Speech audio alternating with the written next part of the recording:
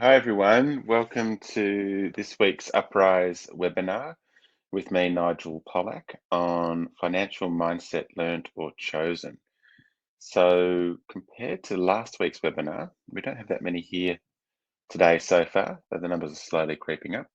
So yes, say hi, and also say yes or no if you were at the webinar last week on finances and budgeting.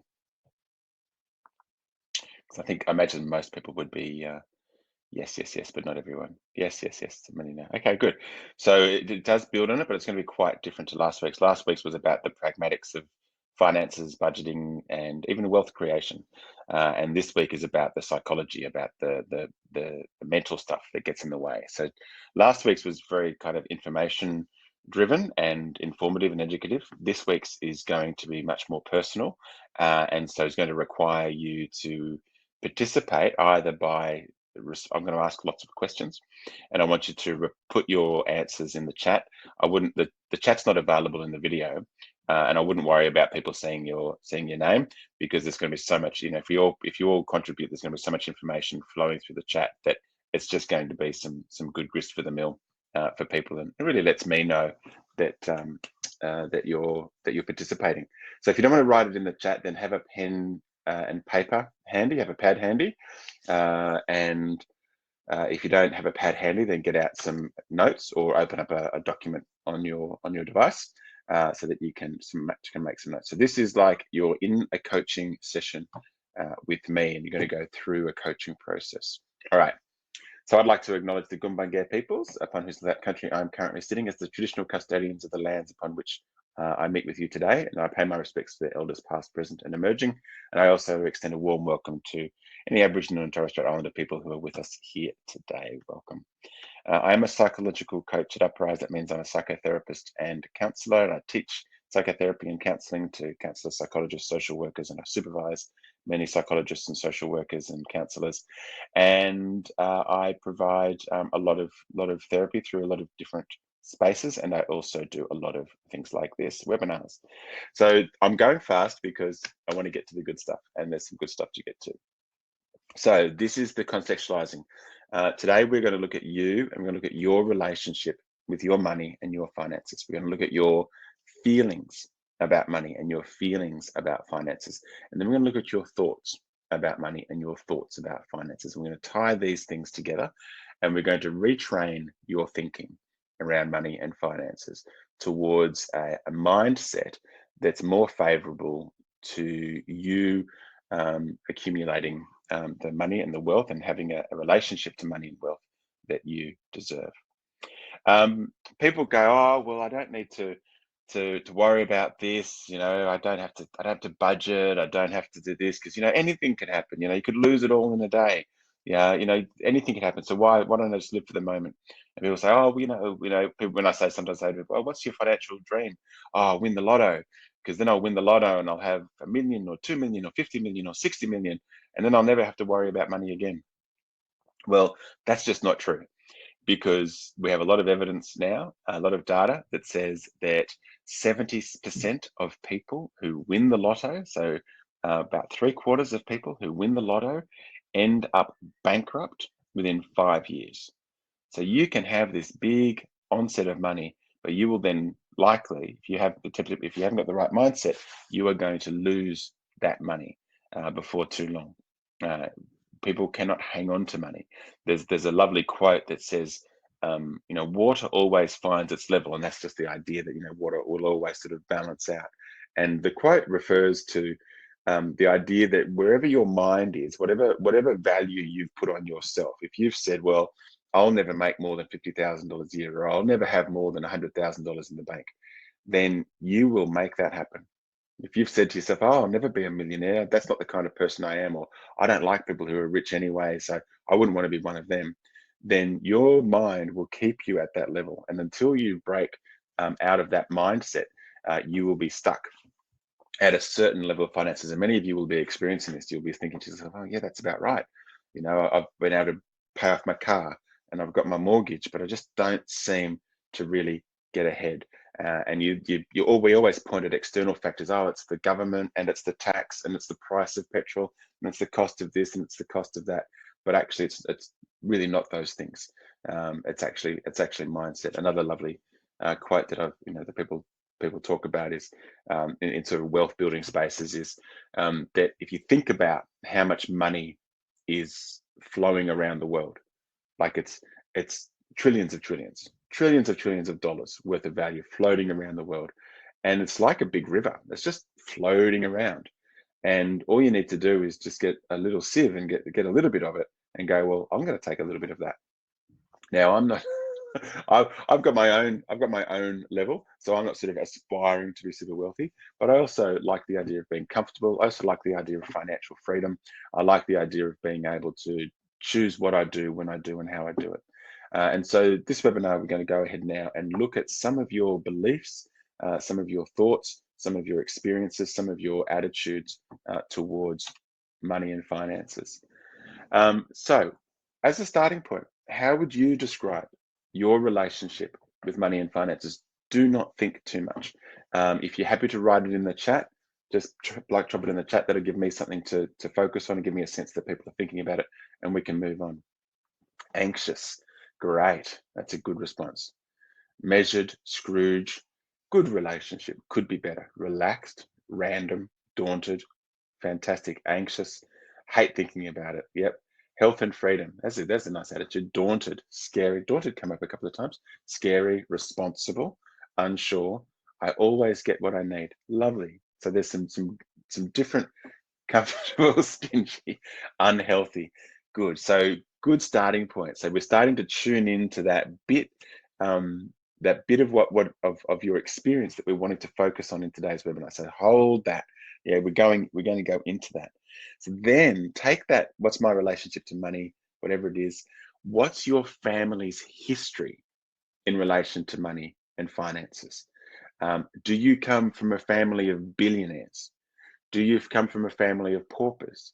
Does your family, so somebody's saying accounting, they came from a family of accountants, the people who count. What are you doing in this webinar? Hardworking. Yeah, so many of us, particularly migrants, there's so many of us who come from migrant families. They come, they work hard, they go, they sit in the factory, they work, they eventually pay off a house. Oh, I've done it. Australian dream, have a house. But is that have they then handed that over to you? I have a lot of clients who go, oh, I just got to work. Well, when's it enough? Oh, it's never enough. Well, why is it never enough? Because you might lose it any minute. My family's Jewish. Absolutely, it's true. Yeah, for thousands of years, Jewish people have been accumulating wealth, and then someone comes in and goes, we'll take that. Thanks very much. We're going to lock you up in some sort of pogrom or prison camp, and we're just going to take everything that you own. And so there's this kind of culture of, I've got to hang on to it. I can't let it go. What's your family, Astra? Yeah, farmers. That's a good one. People have farmers, hardworking, business. Very people have money. Some people, most people, a lot of people have, might be the first people in their family to go to university, to get a tertiary education, might be the first professional in their family. So your family history, it settles deep in you, it settles deep, and it's difficult to dislodge, and it informs the way you see money and finances, the way you experience it. Have a think about some of the stories, some of the quotes or truisms that your family or friends told about money, wealth, and those that have it. I'm sort of holding back on the examples because I want people to just come up with them. So just some people said not much money when we were younger, guarded, didn't like to talk about money, single parent family, hardworking. Money was never a focus. So what was the focus? What was the focus? Yeah, you can either you can live or you can be rich. Family time is the priority. It's all about spending time as a family. It's lovely, isn't it? I love spending time as a family. But you can't spend time as a family and be making a lot of money at the same time. You can't be financially secure. You can't be enjoying all the other fruits that life might have to offer. People talk about being unlucky with money. Everyone's waiting to take your money from you. She'll be right. Yes, when it comes to money, she'll be right. Don't have to worry about that. And look, in this country, they're kind of right. You lose your job, the government gives you some money. You become a single mother, the government gives you some money. You can't afford some housing, get some rent assistance or get into public housing. There's a safety net we have here. There's a safety net in our sort of, that's the socialist aspect of our countries. That we've just had an election, it's swung back to Labor. Labor's big into hospitals and welfare and supporting the working man and woman, and also supporting the poor. So we do have a safety net. So there's kind of a truism there. You can be lucky or unlucky. Everyone's waiting to take it away from you. You can either have children or you can have money. So it's only people without children who actually make money, because children, they're pretty expensive. They reckon average child has cost about $100,000, and that was actually probably about a decade ago, so it's probably $200,000 now. Money will cause trouble and undermine your relationships. Draw a line on how much money you require. So you set a limit. That's it. You just got to live. There's a poverty line, and then there's my line, and I'm going to live somewhere between my line and the poverty line. God will provide. That's a lovely sentiment, and it puts faith. Which the wonderful thing about faith is that faith is a way to dislodge or disperse our own anxiety and our own responsibility for living, and it's very liberating. It's very, very freeing, and it does enable us to be more open to the possibilities that God or the universe might be making available to us. Don't let grandma starve in the street. Need versus want. Applying need versus want when purchasing. Work hard, take calculated risks. Yeah, if you were in my webinar last week, that sort of goes back to some of that kind of thinking. What about you? What are the stories that you tell about money, wealth, and those who have it? Just trying to think. Some of the, there's some language that we use around really wealthy people, and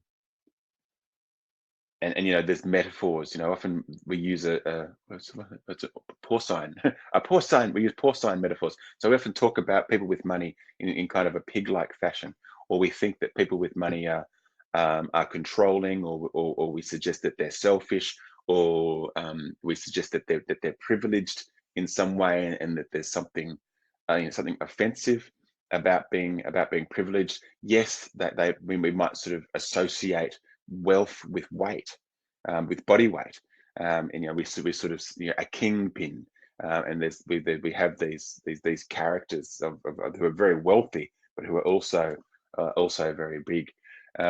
People who we might see people who are wealthy as people being stingy. People can still have life problems. Money doesn't solve your problems, and money. And there's a story that we tell. Money can't buy happiness. That's true. Money can't buy happiness, but there's a lot of stuff that money can buy, and there's a lot that money can do for you, particularly around freedom and where you choose to apply your energy when money ceases to be a problem. People with money are so here's a good story. So people with money have the privilege to take risks, which can pay off hugely in a way that other people who don't have that much money can't. Yeah, people with money by definition are privileged. Having money is a privilege. That's what the word means. So money is exact in that definition. Money and privilege are precisely equated with one another.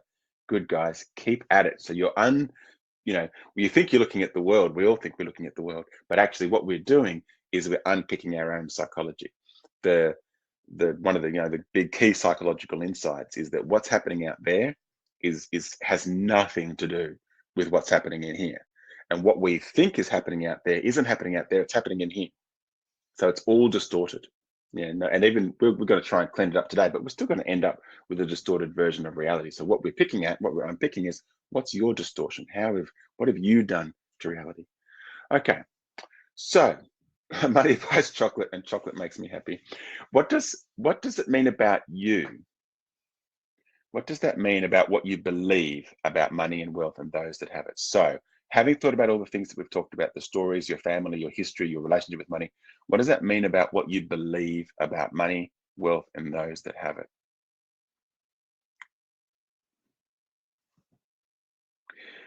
Money begets money. I'm getting into an argument about the definition of privilege. A special right, advantage, or immunity granted or available only to a particular group of people. Money is privilege.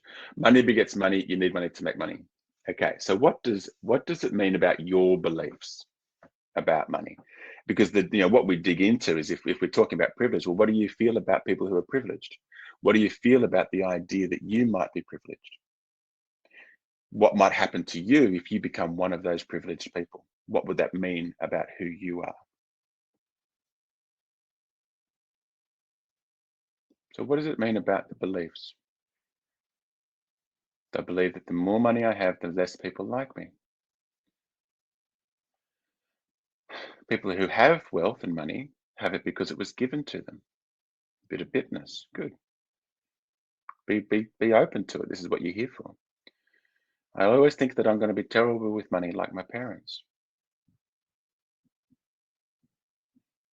Wealth is a desired outcome, but I hope I would remain level-headed and grounded. I believe that money equals freedom. Good. So if you believe that money equals freedom, have a think about your relationship with freedom. What do you believe about freedom? Do you deserve to be free? Have you earned the right to be free? Are you free? Are you allowed to be free? What happens if you are free?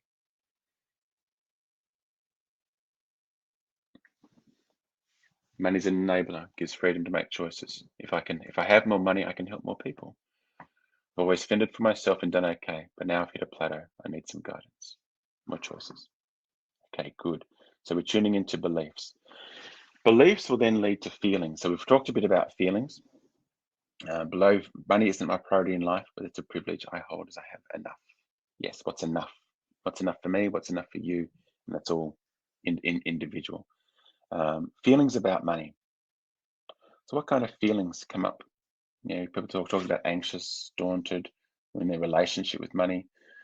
So drill in a bit further. So when you think about money, when you think about finances, when you think about possibly looking after your finances, when you think about having more money or wealth than you have at the moment, what kinds of feelings come up? So I've just sort of grabbed a few there and put them in that word cloud.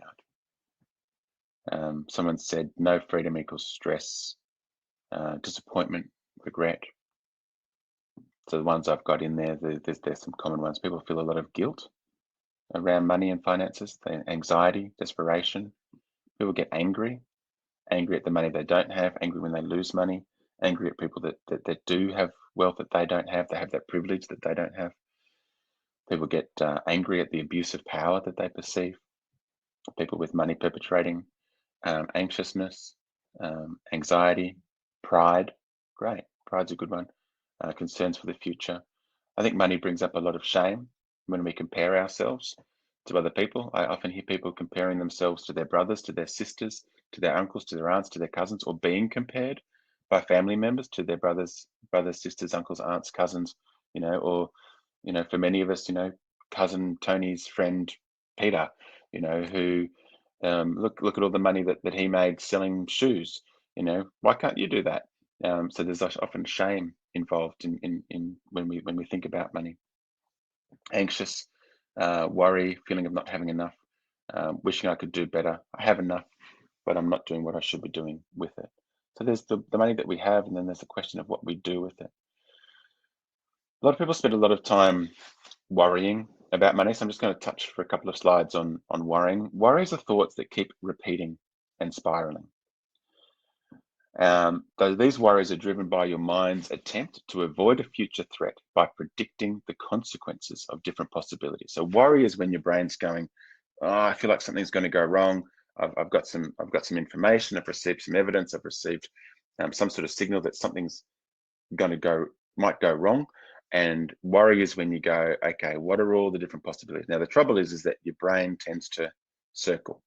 It's our short-term memory sort of goes, okay, it's a bit like the goldfish going around the goldfish bowl. That the goldfish swims around the goldfish bowl and goes, oh, here's a new place. Haven't been here before. As soon as we're around the goldfish bowl, oh, here's a new place. Haven't been here before. Our brains are a bit like that. Our short-term memory works like that. We're working on a problem and we sort of go around and then we come back to the beginning. It's like, oh, and then we start all over again. And it's that process that keeps us up at night. So irritating. We think we're making progress and then we just go, oh, hang on, I'm just back where I started and I forgot what I was even thinking about. There's a simple antidote for worries, and that is to write them down. It seems like such a simple step. It doesn't seem that it would work, but it's so powerful. It's evidence-based. It's proven. It reduces your worries. It enables you to sleep better, and it enables you to focus on the solution. The thing that what it is that you do want, rather than the problem, which tends to be focused on what you don't want. So if you find yourself worrying, I do this all the time now. Wake up at night, go to the loo, come back to bed, and it's like mind's going around. It's like, oh no, I'm not even going to put up with it. Wake up, get out my phone, type it into my notes, put it down. Sometimes I'll just solve the problem there and then. It takes me half an hour, but I'd rather spend that half an hour solving that problem in 4 o'clock in the morning than spending the next 1 or 2 hours going around and around in circles, going, oh, I wish I could go to sleep, wish I could go to sleep. So just write it down. If we had more money, I would feel a greater sense of security. I'd be able to support our children in their future. Feelings of anxiety about not having enough to be able to have enough in retirement. Yeah, a lot of worries about in retirement. All right, so we're going to get really into the grits of it now. So you've started to tune in there to the feelings, and the cognitive process is called cognitive behavioral therapy, and this is the retraining thinking skill that you can find in the Uprise modules. And the theory is that which is followed by most of psychology today, is that thoughts lead to feelings. We think that reality happens and we have a feeling in response to it. Okay, psychologists say no. A thing happens, you have a thought in response to that thing that happens, and then you have a feeling in response to the thought. So what we're doing is we're tuning into the thought. So what you've started to tune in here. So I've got the feeling, worry, anxiety. What's the thought that you have? Some of the thoughts people are having, I should be doing more with the money I have. I'd feel safer if I had more money. I'm anxious about not having enough for retirement. So tune into those thoughts if you can and write it down. So I want you to write down the worry, write down the feeling, write down the thought. So what is the thought that you have that triggers your feelings about money and finances, your bad feelings? As a female, I'm more susceptible to positive marriage age. I'm going to be alone in my own age. I'm not going to have enough. I'm going to be poor. I'm not going to do the things with the money that I have that I want to. And you might have just like my dad, just like my mum, just like my grandpa. That might be back there. And then you can ask yourself, and this is a 5-step process. You go, you should write down. Okay, here's my thought. Number 1, what does it mean about me if I'm susceptible to poverty in my old age? What does it mean about me if I'm not going to have enough in retirement? What does it mean about me if I'm not able to support my children? And then again, number 2, what does it mean about me if, and then you go to the one above. Then you go 3, what does it mean about me if, and you go to number 2. What does it mean about me if, you go to number 3. 5, what does it mean about me if I'm, go to number 4. What that does is it drills down into your core beliefs about yourself. The next step, okay, I'll give you a minute, but just see if you can write that down. This starts to get a bit sensitive now, so I can see people have stopped typing it in, but do it for yourself. What does it mean about me if that's my thought? Because the thought, the model is that thoughts come from beliefs. So if you've got a thought, and the thought creates a feeling, anxiety, worry, stress, daunted, whatever that feeling is, then you come back to go, oh, well, it's the thought that caused the feeling. Well, the thought is coming from, it's like a tree. The thought's kind of the leaves, but the core of it is coming from the trunk and roots of the tree, which is your beliefs, your core beliefs. And so that process of what does it mean about me if takes you back to your core belief. And you can ask yourself, what's the consequence for me and for others that I care about of believing that thought or believing that belief, what is the consequence? Normally the consequence, actually I've got some consequences here. This is these are common consequences of believing those thoughts. You feel bad, feel overwhelmed, feel depressed, feel anxious, feel daunted. People can feel resentful or start blaming other people or situations. You might find that you're unproductive. You find it hard to focus. We mentioned earlier, you might not be able to fall asleep. You might feel like trying, like not trying and giving up. You might feel like you have to hide who you are from others because it's bad in some way. You might act in ways that you don't want to, which makes you feel guilty. You might get angry, grumpy, or defensive with other people. You might treat yourself badly. You might go into an autopilot mode where you feel numb and lifeless. So that autopilot mode where I feel numb and lifeless, numb and lifeless, that's like whatever, doesn't matter anyway. Was it comme ça, comme ça? You can't change it. There's only so much you can control. A lot of that comes from this giving up, this resignation, like I can't do this. Feeling a loss of confidence or feeling incapable, procrastinating, putting it off, putting it off, putting it off, putting it off. I was talking to someone just previously about the finances, and she was like, "Oh my God, it's just a brain strain. I don't want to do it." And you can just see her going, I'll put it off, I'll put it off, I'll put it off, put it off.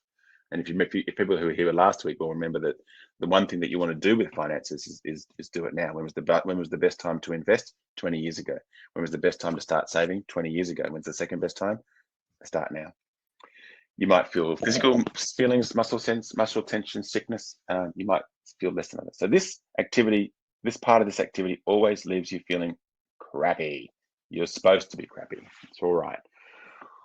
What you then do is you challenge the thought. You say, well, what are some of the reasons why that thought isn't 100% true in all situations, at all times?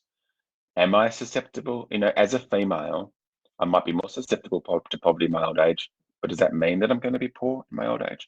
Do I know women who weren't poor? Have I been able to provide for my children? Have I been able to put a roof over their head and food on their table? Yes, I have. Do I know people who have been able to have a good retirement with the money that they've earned and saved throughout their life? Well, yeah. So there's all of these possibilities that these things might turn out okay. There's times, common reasons why thoughts aren't true. There are times when the opposite is just as true. Someone has said or done something that means that the thought can't be totally true. Other people have told you reasons why it's not true, and you partly believe them. You have strengths that prove that the thought isn't right, isn't always true. There are genuine reasons why things are likely to work out okay. When you don't believe you thought your helpful thought, you act differently. That one's pretty powerful because that's true for all of us. Yeah, when I don't believe my unhelpful thought, I act differently. Or when I believe something different to that thought, I act differently. I've overcome similar problems in the past, even when I thought that I couldn't. Every one of us has had problems that we've had. So what you can do is you can go back to a moment when you thought that triggered that bad emotion. And the closer you get to the belief, the better. So if you got to number 5 in that list and you go, okay, well, that's the thing that's scary. And it's usually I'm a loser, I'm incapable, I'm not enough. And you go back to that, and you go back to a situation or a moment when you thought that thought. And today we're focusing on money and finances, but you might have found yourself going somewhere else, and that's okay. But you take yourself back into that situation in your imagination. Close your eyes if you want to. The more you sort of get into this, the more effective it is. And you ask us, and you sort of be in that moment. You think that thought. You go, oh yeah, there's that feeling. Oh yuck, there's that feeling comes up, and you're like, when you have bad feelings, like I want to get away, I want to get away. You go, okay, I'm just going to stay here in this moment, stay in that moment, and now replay the same experience without the thought. Yeah. And ask yourself, who am I without that thought? Who am I without that thought? And inevitably, people say something like, I'm just me, here in that moment. And they realize that the feeling and the thought have dominated both their mental space, their emotional space, and their perceptual space. Everything that you see, hear, smell, taste, feel has become dominated by that thought and the feeling that it creates. And that when you take yourself back to a moment without the thought, you discover that you get your senses back. Suddenly you can see clearly, you can hear clearly, you can even smell, taste, and feel clearly. And that's when we become so much more capable of so many more possibilities. The final thing I want to do, and I realize we're sort of just running out of time, is I want you to take that belief, particularly if you manage to get down to a fairly core belief, but as far as you got, just take it and ask yourself what the opposite of that is.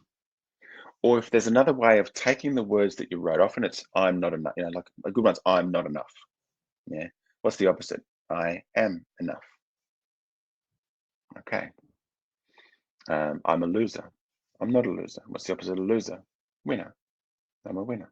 Do I want to be a winner? No, not really. What do I want to be? I want to be enough. Okay, back to enough again. I'm enough.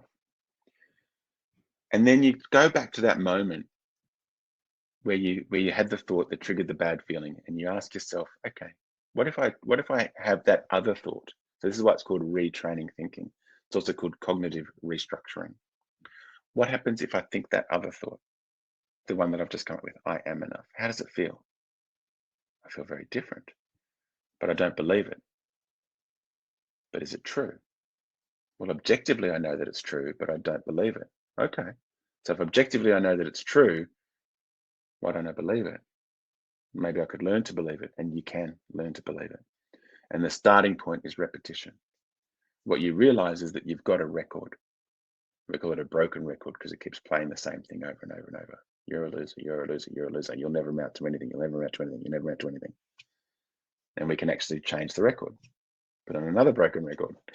Yeah. Or a record that we can just keep on changing. I am enough. I am enough. I am enough. I am good enough. I am good enough. I am good enough. I am lovable. I am lovable. I am lovable. I am worthy. I'm worthy. I'm worthy. I'm worthy of more. I'm worthy of more. I'm allowed to be wealthy. I'm allowed to be wealthy. I'm allowed to have money. I'm allowed to have freedom. I'm okay being me. And we play that record and we get a very, very different emotional response and a felt sense in our bodies. And the more we repeat it, the more it becomes habitual. Because at the moment we've got a habitual record playing over and over, something we've just done for years, decades, most of us. So when we change the record, it's hard work, but it becomes a new habit pretty quickly. Yeah, a few repetitions, a few days, a few weeks, and then by a few months, you'll have forgotten that you even had the old record playing. And if you think about the consequences, short term, long term, medium term, of thinking that new thought and feeling that new different feeling, how might that play out into your future if you're able to keep I am worthy, I am lovable, I am enough, I'm deserving, I like me. Where does that take you to into the future? All right. There is a series in the Uprise app where you can work through these modules on your own. There's heaps more than what I've been able to put into a webinar. Some really good mindfulness practices that take you through some of this. There's a link in the chat for feedback. Thank you all for your time today. I hope that you really got something beneficial out of the webinar today. Take care.